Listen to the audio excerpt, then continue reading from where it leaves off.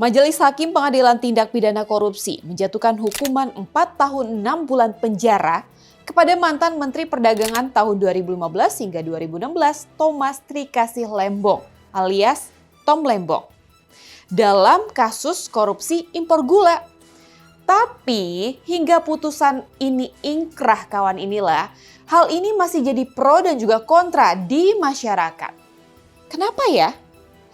Karena putusan tersebut ini dinilai syarat akan muatan politis. Kubu Tom Lembong ini menilai ada bentuk kriminalisasi.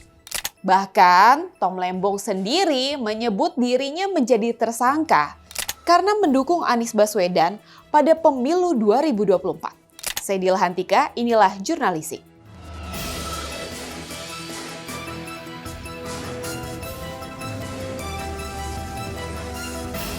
Kawan inilah Tom Lembong ini menduga dirinya didakwa dalam sidang kasus impor gula tidak lepas dari sikap politiknya yang mendukung Anies Baswedan dalam pemilu 2024. Hal tersebut dianggapnya sebagai pemicu langkah hukum yang dialamatkan kepada dirinya. Jadi singkat cerita salah pilih dukungan kayaknya ya, alhasil jadi sasaran hukum nih. Tom Lembong juga menyatakan tidak merasa bersalah atas tindakan pemberian izin impor gula. Atas kebijakan ini kawan inilah pakar hukum pidana Universitas Tarumanegara Heri Firmansyah ini menilai pendapat hukum Hotman Paris yang menyatakan impor gula yang dilakukan Tom itu sah, serta pendapat Hotman Paris ini bisa menggugurkan dakwaan Tom Lembong. Hotman Paris ini bilang pada saat itu ya sah dan boleh-boleh aja impor gula merah, BUMN juga boleh bekerja sama dengan swasta ya, jadi ya sah-sah aja sebetulnya. Sementara hakim ini menjatuhkan vonis 4,5 tahun penjara terhadap Tom karena dinilai tidak cermat izinkan impor gula. Jadi menurut hakim kawan inilah, kebijakan impor gula saat itu dinilai tidak tepat dilakukan saat stok gula dalam negeri itu menipis. Gimana ya? Bentar-bentar. Kita ibaratkan deh, misalnya kita punya gula nih di dapur, tapi tinggal sedikit, mau gak mau ya kita harus beli dong. Supaya di kemudian hari kita gak nyari-nyari gula, kan stoknya udah menipis.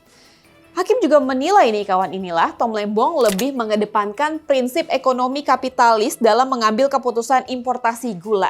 Jadi dianggapnya menguntungkan swasta dibandingkan untuk kesejahteraan rakyat, katanya loh ya, kata si hakim.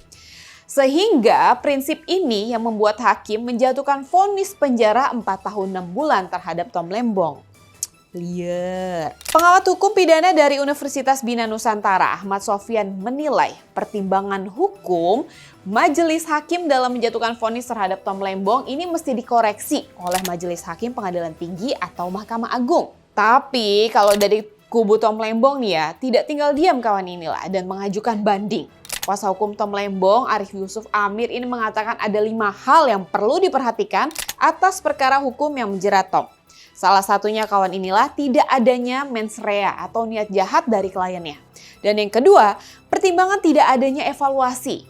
Dan tidak adanya tanggung jawab terdakwa sebagai mendak dalam pemantauan operasi pasar. Serta yang ketiga kawan inilah, ini soal perhitungan kerugian negara oleh BPKP. Dan keempat, soal terdakwa mengambil kebijakan dengan pendekatan ekonomi kapitalis. Dan yang terakhir nih, alasan yang kelima, tentang vonis yang akan menjadi presiden buruk. Susah ya. Sekarang kalau ngomongin keadilan hukum di Indonesia, ya kawan inilah sudah tahu lah ya kasusnya apa, hukumannya nggak setimpal. Bahkan sudah jelas juga, namanya udah disebut-sebut tuh, sampai sekarang statusnya aja cuma saksi. Apalagi hukumannya, nggak tahu deh apa. Ya semoga aja Pancasila, sila kelima, ini keadilan sosial bagi seluruh rakyat Indonesia bisa seadil-adilnya ya, tanpa tebang pilih siapa orang yang bersalah dan siapa backingannya.